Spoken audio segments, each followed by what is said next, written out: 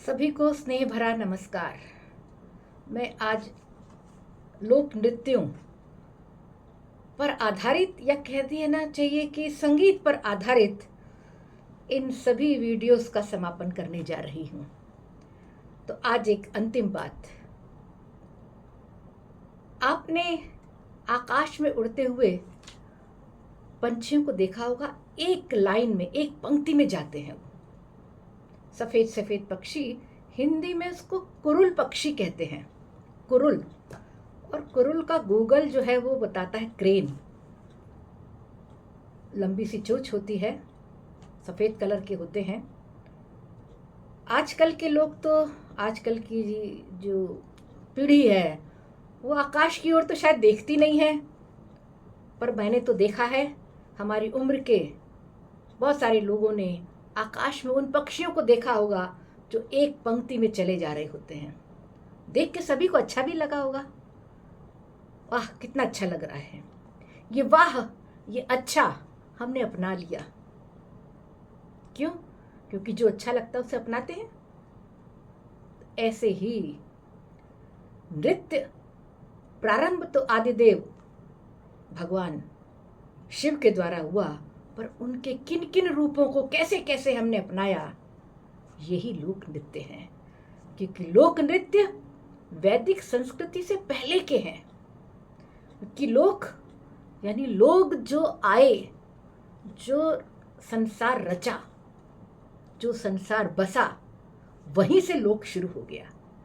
इसलिए लोक संस्कृति हमारी बहुत प्राचीन संस्कृति है। तो जब उसने प्रकृति में इन सब चीजों को देखा, वृक्षों को देखा, सरसराती हवा को देखा, सरसराती हवा को सुना, पत्तों को हिलते देखा, पर सरसराती हवा को सुना। और जंगल में जब सरसराती हवाएं चलती हैं तो कहते हैं एक संगीत उत्पन्न करती हैं। इसी संगीत से मुरली जैसे, बांसुरी जैसे वाद्य, फूंक कर बजाने वाले वाद्य प्रारंभ हुए हैं।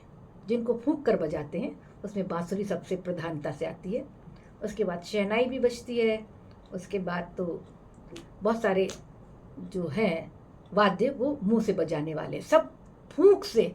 तो ये जो फूंक आई वो हवा से आई। लहराती हुई समुद्र को, नदी को देखा, इन लहरों से उसने पैरों को अपनी गति देना शुरू किया। पृथ्वी गोल है या पृथ्वी का आकार इस प्रकार से है, इसलिए उसने गोल गोल घूमना सीखा।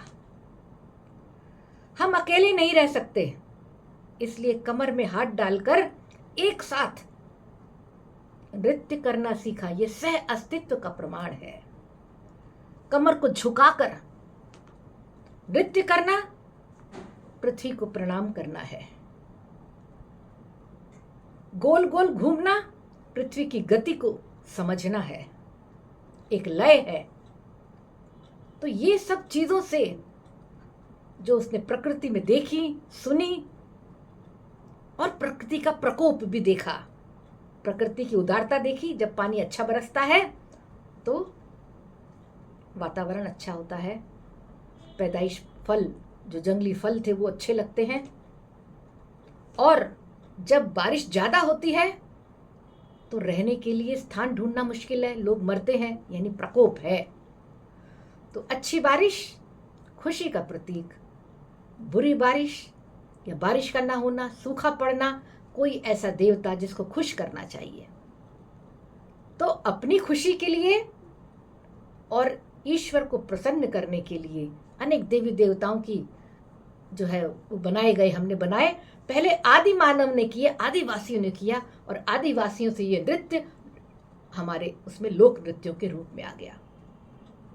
धीरे धीरे इन प्रकृति की बातों के साथ साथ जब हमने फसल बोना सीख लिया, फसल तैयार करना सीख लिया, यानी कृषि आ गई, तब आप देखिए हमारे सारे लोक नृत्य, मैं एक एक इसलिए अलग से नृत्य अब आगे नहीं बता रही हूं, क्योंकि हमारे सारे नृत्यों का एक मूल है, या तो प्रकृति है या ये जो हमारी फसलें हैं, फसलें या तो फसलें तैयार हैं या फसलें तैयार होने को है, बारिश आने को है, बसंत आने को है। देखिए हमारे लोक नृत्य मैं आपको लाइन से बताती हूँ। जैसे फसल के बाद का नृत्य है, वो नृत्य है पंजाब का भांगड़ा या गिद्दा। देखा ना आपने, फसल के बाद होता है वो। बिहू बसंत पंचमी पर करे जाने वाला नृत्य है। ऐसे ही उत्तराखंड का छौलिया नृत्य मैंने बताया था, जो फसल बोने के बाद जो फुर्सत का क्षण है उसमें छौलिया नृत्य होता है। तमिलनाडु का एक नृत्य है करागम। करागम नृत्य, इसको घड़ा सर पर रखकर इस नृत्य को करते हैं। ये फसल की कटाई के बाद उसकी जो समृद्धि आ जाती है उस पर किया जाने वाला नृत्य है। ऐसे ही केरल का एक नृत्य है, केरल का नृत्य का नाम है कोका टिकली।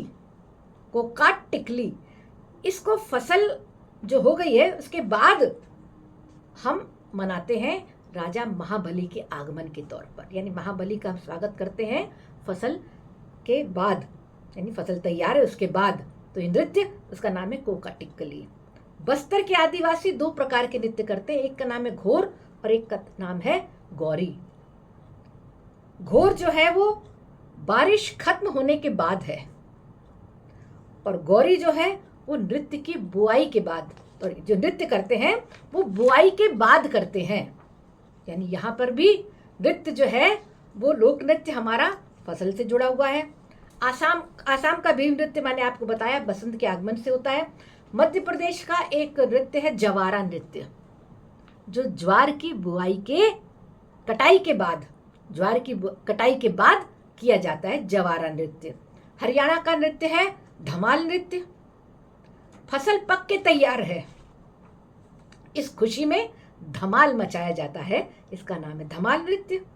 त्रिपुरा का एक नृत्य है वांगला नृत्य। बांग्ला नहीं, वांगला नृत्य। पहली फसल को खाने की जो तैयारी हो जाती है ना, पहली फसल तैयार है उसको हमको खाने की तैयारी करनी है, इस खुशी में किया जाता है और इसमें कद्दू को काटा जाता है। महाराष्ट्र का वारली नृत्य, जैसे वारली आर्ट महाराष्ट्र का बहुत प्रसिद्ध है। वारली एक जनजाति है और यहाँ पर भी फसल के तैयार होने पर ये नृत्य, जिसका नाम है वारली नृत्य, वो किया जाता है। यानी हमारे उत्तर दक्षिण पूरब पश्चिम किसी भी दिशा में, किसी भी प्रांत के, किसी भी आदिवासी के जिस भी क्षेत्र में हम जाएं, जो भी लोक नृत्य होते हैं उन सभी लोक नृत्यों में फसल प्रमुख है, बारिश प्रमुख है, विभिन्न प्रकार की जो ऋतुएं हैं वो प्रमुख हैं। आप होली देख लीजिए, होली जो हम लोग मनाते हैं, होरी नाम से नृत्य भी होता है, होरी नाम से गायन भी होता है। वो फसल के बाद का है। उसमें हम जब होली जलाते हैं तो गेहूं की बाली को उसमें अर्पित करते हैं। तो सारे ही लोक नृत्य इसी से संबंधित हैं।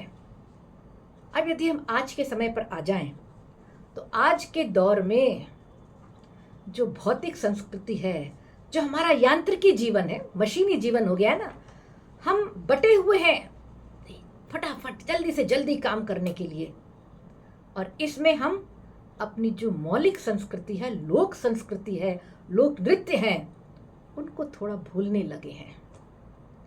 तो ऐसे में हमारे इन लोक नृत्यों को, इस लोक संस्कृति को बचाना है, उसका संरक्षण करना है। पर एक और विचार आता है कि हमारी संस्कृति या हमारे लोक नृत्य, जो हमारी जड़ें हैं, जो हमारा मूल रूप है, वो इतना हल्का नहीं है, बहुत जड़ें मजबूत हैं। और ये जड़ जो मजबूत हैं, इससे इतने जल्दी हमारी ये संस्कृति या हमारे लोक नृत्य खत्म नहीं होने वाले। क्यों?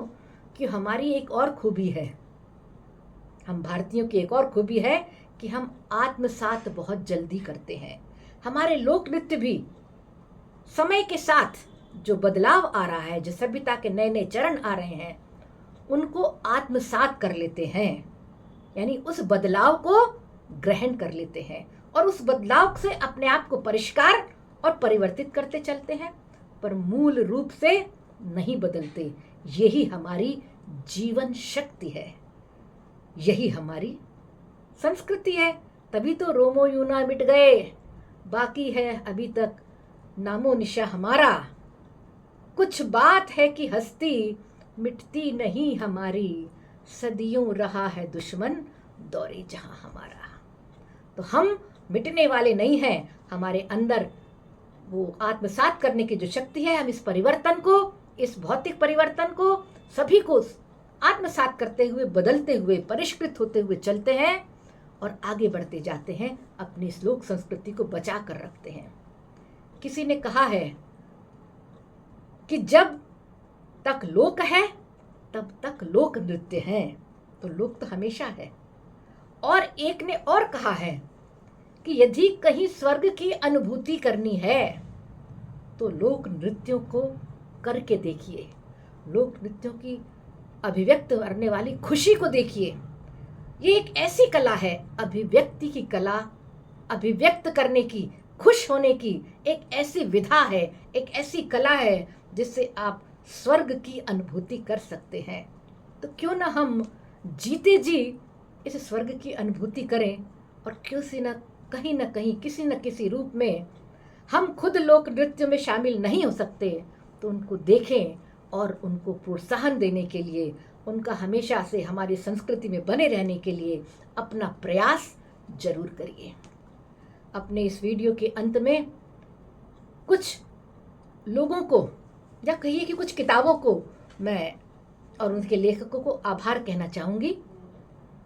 गूगल सहित, गूगल के द्वारा भी बहुत सारी जानकारियों को देखा गया, पर उनका वो सही है कि नहीं, उसको देखने के लिए मैंने किताबों का भी सहारा लिया और किताबों को पढ़ के, उसका पूरा अध्ययन करके आप सभी के सामने मेरे सारे संगीत को वीडियो रखे मैंने आपको। उसमें सबसे पहले है संगीत विशारद। संगीत विशारद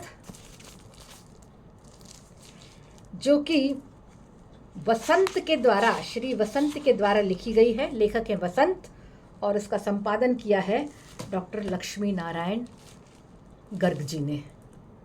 आपको उल्टा दिखेगा, संगीत विशारद है ये। बेसिक रूप से संगीत के बारे में, और इसमें संगीत, वादन, नृत्य तीनों है, ठीक है ना, क्योंकि संगीत बना ही तीनों से है। इसके बारे में बहुत ही अच्छी किताब है। उसके बाद मैंने जब वादन आपसे शुरू किया तब मैंने इस किताब को लिया। इसका नाम है among contemporary musician by Sushila Mishra. ये बहुत ही अच्छी किताब है। सारे वादक जो हैं हमारे बड़े बड़े, उनके बारे में पूरा दिया हुआ है।